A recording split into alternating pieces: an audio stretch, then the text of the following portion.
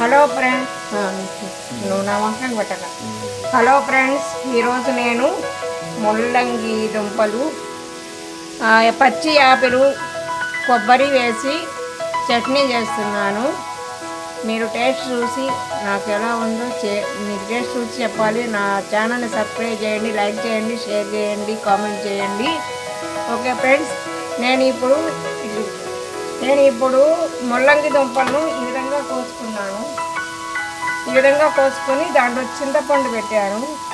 తర్వాత పచ్చి యాపిల్ కూడా ఇలా కోసుకున్నాను. చూసారా, పచ్చి యాపిల్ ఇలా కోసుకున్నాను.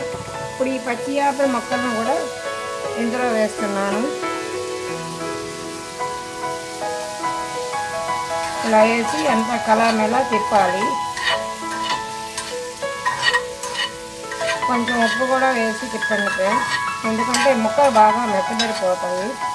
ముక్కలు బాగా మెత్తబడ్డాక ముందుగానే నేను శనగపప్పు, మినప్పప్పు, ఎండుమిర్చి, జీలకర్ర వేయించి పొడి చేసుకున్నాను ఫ్రెండ్స్. ఈ పొడి చేసుకున్నాక ఇందులో ఈ ముక్కలు వేసి మిక్సీ పట్టేసి తర్వాత తిరగమాత వేయాలి.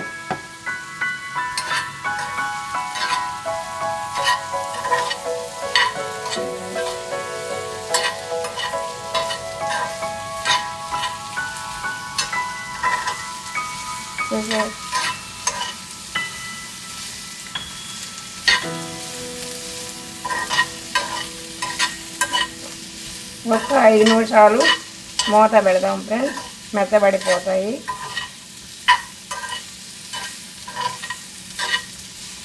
అంతేకాకుండా ఈరోజు నేను పాలకూర పప్పు కూడా చేశాను.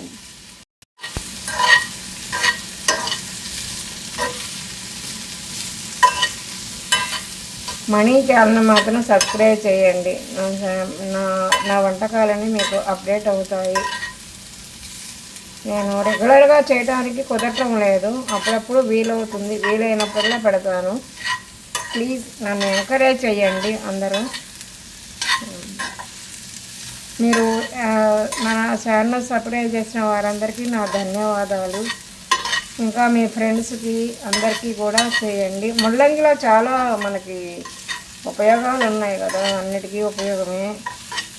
అందువల్ల ముల్లంగి పచ్చడే కాకుండా ముల్లంగిని పప్పుచారులో కూడా వేయచ్చు, మెత్తగా అయిపోతుంది, చాలా టేస్ట్గా ఉంటాయి ఫ్రెండ్స్. ఈ ముల్లంగిని వేపుడు కూడా వేయచ్చు, అది ఈసారి మీకు చూపిస్తాను. ఎలా ఉంది బంగాళదుంప ఎప్పుడు వేసినట్టు వేయటమే ఫ్రెండ్స్. ఎదుగో నేను ఇప్పుడు చట్నీ మిక్సీ వేయబోతున్నాను. మిక్సీ వేసాక తిరగమాత వేస్తాను.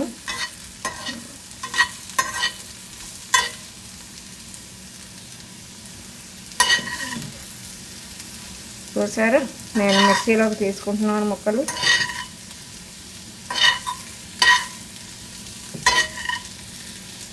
ఆ పొడిలోనే వేసేయండి ఫ్రెండ్స్.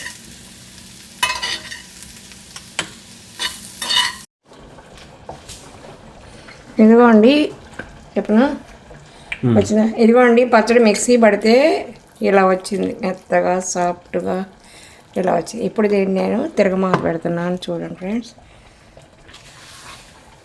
ఆవాలు, తర్వాత జీలకర్ర, మెంతులు, ఇవి కాలాక కరివేపాకు వేసుకోండి ఫ్రెండ్స్.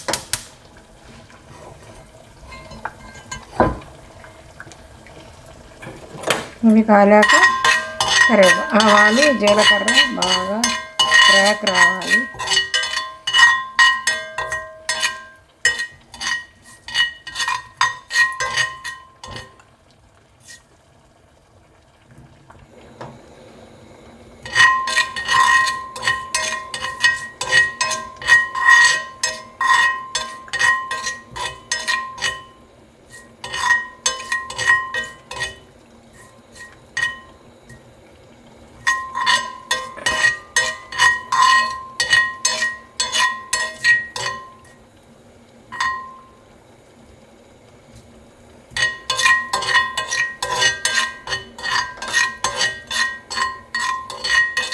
మెంతులు మంచి వాసన వచ్చేదాకా ఉంచి ఆవాలు బాగా కాలాక కమ్మని ఫ్లేవర్ వచ్చాక మనం తిరగమాత వేయాలి.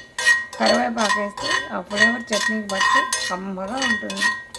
నేను చెప్పడం ఎందుకు, మీరు చేసి చూసి అద్భుతంగా చెప్పగలరు.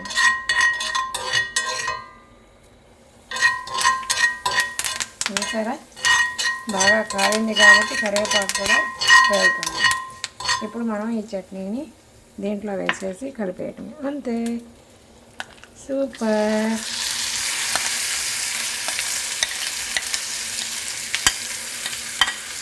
చూసారు,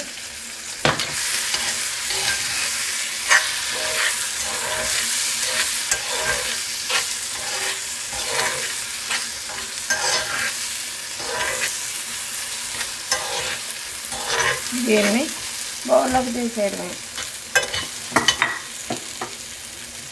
ఫ్రై ఆఫ్ చేయండి ఫ్రెండ్స్, బౌల్లోకి తీసుకోండి. నేను ఇంకా ఆగలేకపోతున్నాను, చట్నీ తొందరగా రుచి చూడాలనిపిస్తుంది. ఓకే ఫ్రెండ్స్, అది తర్వాత తీస్తాను, ముందు టేస్ట్ చూస్తాను. చూడండి,